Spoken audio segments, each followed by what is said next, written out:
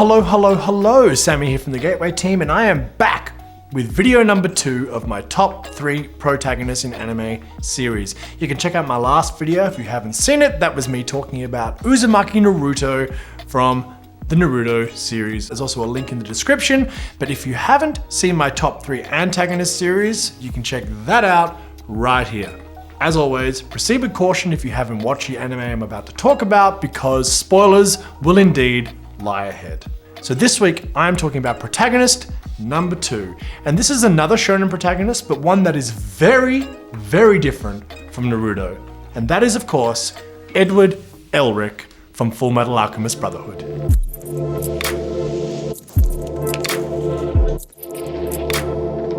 Edward is my most favorite protagonist in my most favorite anime of all time.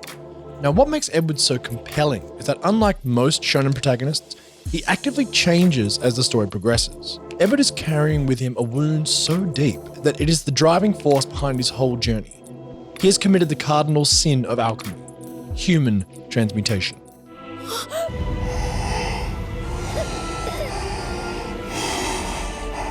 The science or power mechanic of alchemy in the Fullmetal Alchemist universe is based on the concept of equivalent exchange. If one wishes to obtain something, something of equal value must be given. Ed and his brother Alphonse lose their mother not long after their father walked out on them. In their grief, youth, and ignorance, they attempt to bring her back from the dead using alchemy. But of course, they lose more in the exchange than they could have possibly imagined.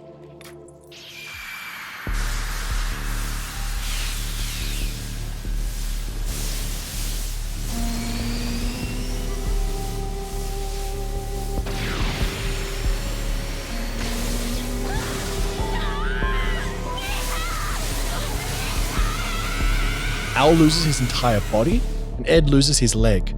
Then, in a moment of pure desperation, Ed binds Al's soul to a suit of armor in exchange for his arm.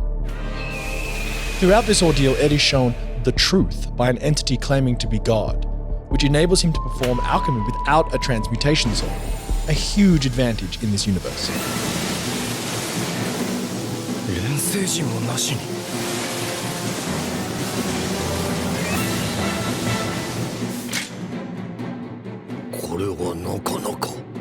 Ed is racked with guilt over his original sin.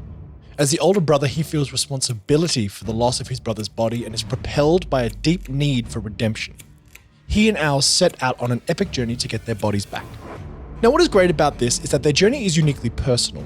Sure, they get dragged into an epic nationwide conflict with consequences for the entire world, but at the show's heart is just a pair of siblings trying to get their bodies back to correct a mistake they made when they didn't know any better. Now, Ed is a prodigy, a true genius of alchemy. However, he is far from OP. In fact, he probably loses more fights than he wins throughout the show. And what's great about Ed is that he is an undisputed genius, but even so, he's still only a kid. His interactions with childhood friend Winry are nothing short of hilarious, as when it comes to alchemy, he's quite possibly the brightest young prospect in all of Amestris, but when it comes to expressing his feelings like most young men, he's completely hopeless.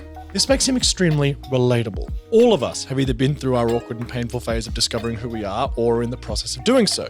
Whilst most of us aren't the brightest young state alchemists in our country's history, we have all struggled to articulate our feelings to those we care about. It doesn't matter if you're a fictional alchemy genius or a turnip farmer, we can all relate to the trials and tribulations of growing up. At the beginning of the show, Ed believes everything in the world can be solved through science. Alchemy is a force that can be harnessed to make the world a better and more productive place. Through his own naivety and hubris, the very thing he believed could solve all his problems is a thing that has cursed him and his brother.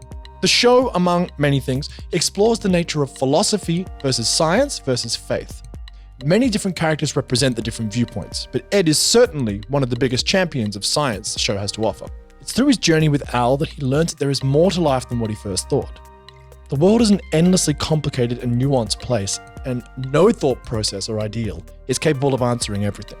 Dogmatism in any shape or form is inherently dangerous. Science may be incredibly effective in telling us how, but it is less effective in telling us why. Now, this can be seen in the childbirth sequence in Rush Valley. Through all of alchemy's scope and brilliance, the sheer awe and majesty of biology of the human body is something that Ed and Al can only marvel at. Nature is the great equalizer. and we are all just a part of its flow. Because Ed is carrying such a profoundly deep wound with him along his journey, he is prone to bouts of chronic self-hatred. This, coupled with the guilt and shame of what happened to his brother, make for an extremely compelling character.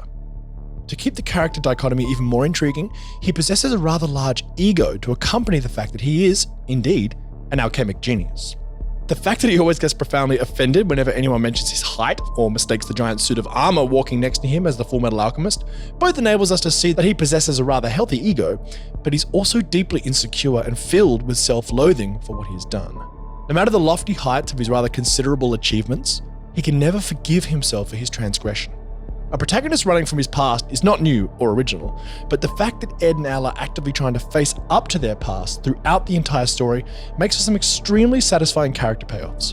Like when Ed tells Rose that there is no point in being weighed down by the past, the only option is to move forward.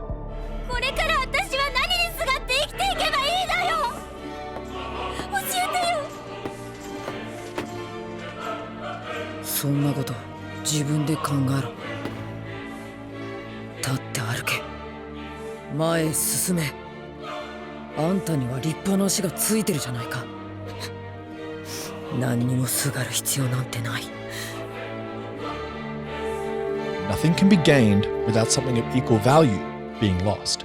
This lesson is felt time and time again throughout the story of Brotherhood. Whilst one is always haunted by their past, the only option is to keep moving forward in spite of the shame or sorrow accompanying them. We are all Sisyphus, doomed to push that boulder up the hill only to have it roll down again for all of existence. But as Albert Camus says, we must imagine Sisyphus smiling as we make the action of pushing the boulder the thing that gives us joy. Meaning must be sought, even in the face of a completely cold and indifferent universe. What that meaning is, well, that's up for each of us to find. The major realization that Ed makes towards the end of the show is that whilst he may possess a superhuman-like ability in alchemy, he is, at the end of it all, just simply a lowly human. Nothing can stop the indifference of the universe and our relatively fleeting and ultimately minuscule presence within it. Man stands face to face with the irrational. He feels within him his longing for happiness and for reason. The absurd is born of this confrontation between the human need and the unreasonable silence of the world. Albert Camus.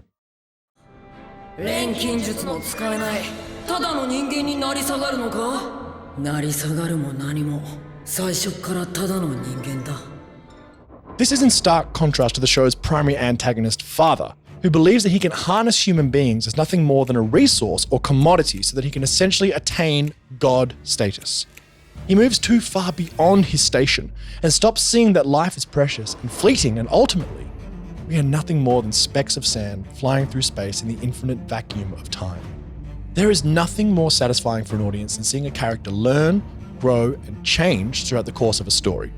He is not a beacon of conviction that is steadfast and immovable, that draws others to him by his sheer self-belief and drive like many typical shonen protagonists. He is a young man who barely knows himself, has a naive and limited view of the world, and constantly has his face pushed up against the glass. The inspiring thing about Ed is that he fails constantly and actively grows from these failures and experiences. This is relatable and inspiring. Ed is carrying with him a trauma and a burden so great it would crush most people under the sheer oppressive weight of it all. But Ed perseveres despite the insurmountable obstacles placed before him, and along with Alphonse, he learns that while science can be incredibly beneficial, it does not hold all the answers. Ed learns the very shonen lesson that all that matters is the relationships you form to those close to you. Family doesn't have to be blood. Humans are endlessly complicated, and curiosity must always be pursued. Well, there you have it. That is protagonist number 2 of my top 3 protagonists in anime series. Now, for those of you who haven't seen Fullmetal Alchemist Brotherhood, please go and watch it. I can't recommend it highly enough. It is, without a doubt, my favorite anime of all time. If you want to learn more about Fullmetal Alchemist Brotherhood, or if you're already a fan and want to dive even deeper, you can check out our video where we compare and contrast Fullmetal Alchemist Brotherhood to the Netflix adaptation of Neil Gaiman's Sandman series, just here.